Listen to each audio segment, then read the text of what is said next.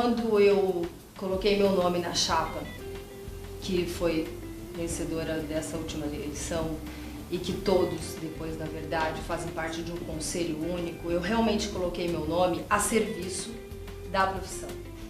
E o maior retorno que eu tive enquanto conselheira e durante esses 3 anos como coordenadora da Comissão de Exercício Profissional foram essas viagens. Porque assim como em Dourados, as outras subsedes, Três Lagoas, Coxim e Corumbá, nós tivemos que estender o horário das reuniões.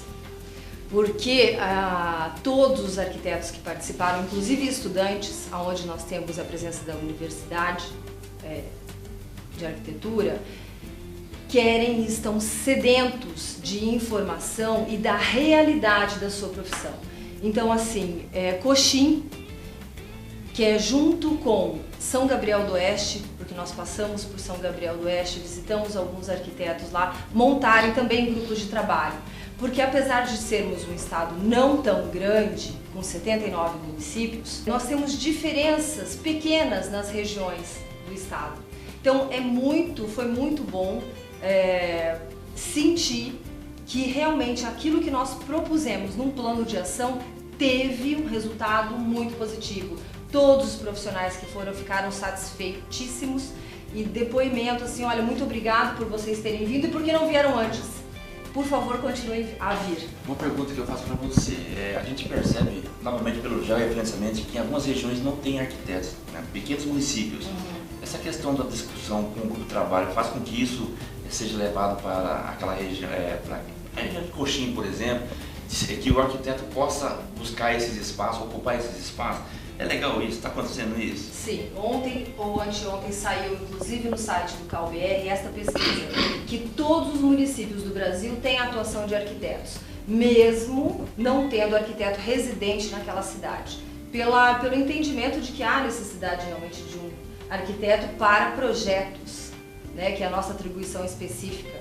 E no caso aqui de Mato Grosso do Sul, por onde a gente viajou, nós temos mais 4 cidades que estão aguardando essa viagem da CEP, onde leva assessoria jurídica, ética, que o professor Celso Costa, eu chamo professor, né, Celso de professor, porque foi meu grande professor, assim como Oswaldo, para levar essas informações, porque o nosso Conselho Pretérito não nos dava essa abertura e muito menos levava até nós aquilo que nós temos de direito e obrigação de fato. É isso que a gente Ronaldo, tem feito. eu acho que uma demonstração clara dessa carência, uma carência antiga que o Estado sempre teve, desses processos de discussão, de abertura do processo de discussão, do espaço para o arquiteto se colocar diante de todos os assuntos que afetam a vida dele. Então a CEP, na verdade, o CAL, através da CEP, através das comissões, ele tem iniciado um processo. Esse processo, naturalmente, precisa ser alimentado. Esse processo, a gente não pode acreditar que vai lá, monta hoje e amanhã vai embora e acaba. Então, o que nós temos feito é tentado manter esse processo de discussão vivo. Essa atitude dos profissionais saírem em defesa dos seus direitos, das suas necessidades, manter isso vivo, para que eles efetivamente tenham espaço de diálogo entre si e, principalmente, que constituam uma força para discutir os assuntos locais e levarem com essa força, com força de maioria, os assuntos para as cidades. Quer dizer, a gente entende que o processo de valorização profissional só acontece na medida em que quem estiver do lado de lá valoriza quem está do lado de cá. E a única forma de fazer isso é demonstrando competência sobre assuntos que nos dizem respeito.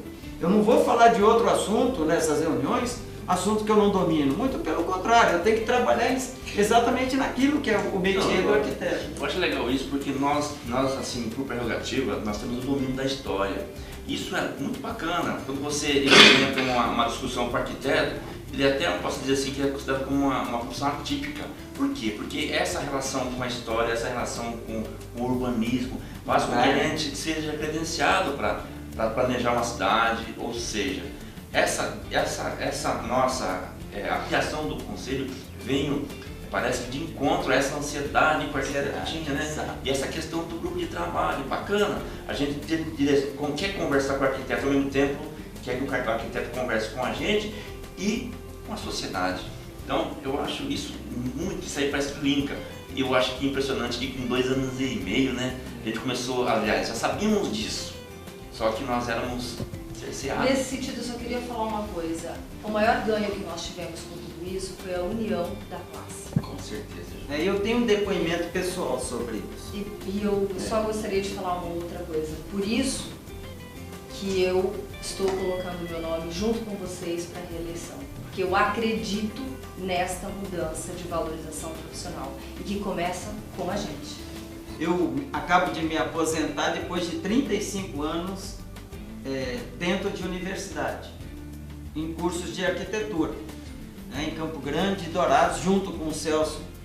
Né, mantivemos as escolas de arquitetura, boa parte das escolas de arquitetura que tem no estado, estive em quase todas. E o meu depoimento é que, após participar da formação de pelo menos 1.000 a 1.200 arquitetos no estado, eu sinto um orgulho enorme toda vez que eu chego em algum lugar e vejo que os arquitetos estão ali atuantes, estão ali defendendo a sociedade, a comunidade, até mesmo em detrimento de interesses próprios, de interesses pessoais. Então, o meu depoimento vai nesse sentido, né? Uma admiração imensa que eu tenho, principalmente pelos meus ex-alunos, né? De ver a transformação, por exemplo, que aconteceu em Campo Grande e na região, depois da criação do CESUP, depois da nossa participação efetiva, formando essas pessoas. Eu tenho aqui uma ex-aluna da Uniderp, do CESUP, eu tenho aqui um ex-aluno da Unigran. A transformação que Dourados e região sofreu a partir da criação dessa escola. Eu estive no começo de criação, na criação dessa escola, me dedicando por 12 anos, dando aula semanalmente, saía de Campo Grande para ir dar 2, 3 dias de aula em Dourados. A satisfação em ver a transformação das cidades nessa região é algo que me emociona até hoje, né? Eu só estou mesmo afastado das salas de aula, embora aposentado, só estou afastado porque eu tenho me dedicado quase não, diariamente ao conselho. A minha dedicação tem sido plena a esse conselho. Eu, às vezes, até mais de 8 horas, eu estou dentro do conselho tentando resolver os problemas, tentando dar os encaminhamentos. É nesse sentido que eu penso que a nossa permanência por mais 3 anos é imperiosa. É imperiosa porque nós precisamos consolidar várias ações que foram iniciadas. Não dá para parar agora. É nesse sentido, por isso que nós chamamos a chapa de consolidação. É consolidar todo um trabalho que foi iniciado, que já é vitorioso, que pode ser mensurado por qualquer pessoa, por qualquer colega. Hoje, basta vir às nossas sedes e subsedes para verificar que é uma realidade. Não é apenas um discurso, não é uma promessa de campanha. Na verdade, o Conselho existe nesses 2 anos e meio de uma forma efetiva, ele se materializou diante da sociedade.